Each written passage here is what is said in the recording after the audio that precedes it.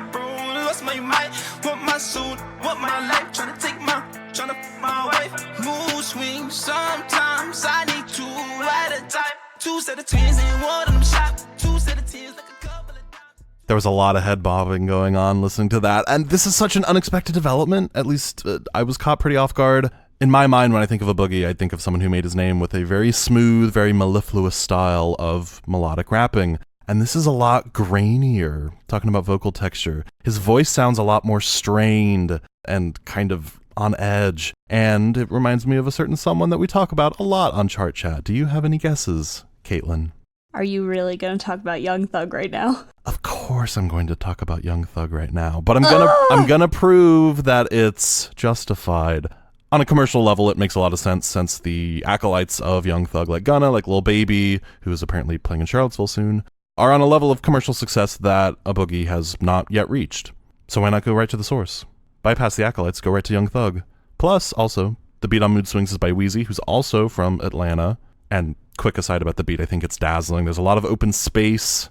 There's that recurring echo that lends this sort of fractured, anxious quality that I think goes really well with A Boogie's strained vocal delivery. And speaking of that vocal delivery, part of that song's melody revolves around A Boogie dropping into an almost hum at the ends of phrases. He drops his pitch and kind of drops into that hum.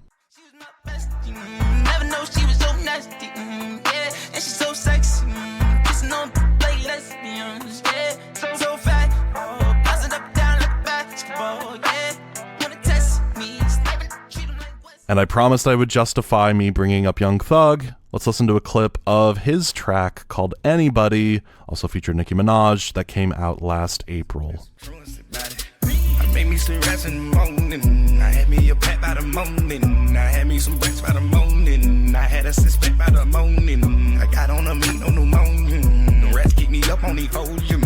I had a back in my shoulder. It's a pretty striking similarity. And I bring that up not as a point of critique in a negative or pejorative sense, because what I find so fascinating about Mood Swings that I can't stop thinking about is that even though A Boogie is clearly borrowing from Young Thug, I think that he's a good enough musician to maintain his own identity.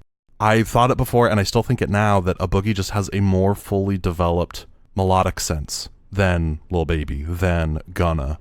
I think A Boogie has a better sense of when and how to iterate on a melodic idea, how to change it, how to tweak it slightly, or how to know when in the song it's time to introduce a new melodic phrase altogether. So while on paper mood swings would kind of make me worry about a Boogie, oh no, is he deciding to kind of ditch one style and try to trend chase for greater commercial success? In practice, I think what's actually happening is that he's just fleshing out another set of influences that only widens his array of options. It's really impressive. It's really, really compelling. It gets me excited for Artist 2.0. Where is it? I need it. I need it. Caitlin, anything jump out at you? Yes, I have one thought, mostly inspired by what you were saying about a Boogie's melodic sense. He was just featured on a track by Paulo Londra, Argentinian, Latin, pop star / rapper. Should we take a listen to that really quickly, Tanner? Long hair girl with Selena, yeah.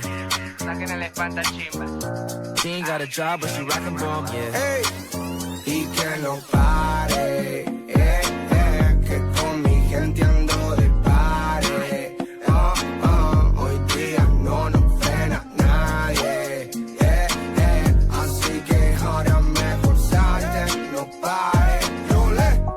Hey. Go ahead, girl, with your Birkin on, yeah. Long hair girl with Celine on, yeah. She ain't got a job, but she rockin' ball me, yeah. I don't want a little bit, I want the whole thing. One of one, Mike and Mary Jeans, oh yeah. Why's hating on me, oh yeah. Don't you make it hot, don't make a scene, oh yeah. In the cut with the pump, it's bean, oh yeah. Like a lick, but I'm not one. Get in the cut with a shotgun.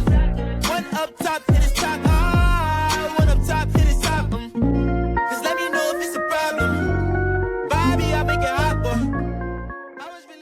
So I would say Mood Swings probably has a little bit more originality and a little bit, I think, better melody lines than what you just heard. That song's called Party by Paulo Londra, featuring a Boogie wit da Hoodie, even though that clip pretty much only had a Boogie in it, which is very interesting. I guess that this track has predecessors like I Like It, Cardi B, J Balvin, right? And then Havana, Camila Cabello. And I was not anticipating this to happen. This popped up on my Spotify recommended, and I was kind of shook by it. I like the song, but I'm interested to see where this goes for a Boogie because of this album that's supposedly going to drop soon. And Paulo Londra is someone that Ed Sheeran collaborated with on his new album, the No. 6 Collaborations Project. So I don't know. I think there might be a lot of diverse artists on this new Boogie album. I don't know how to feel.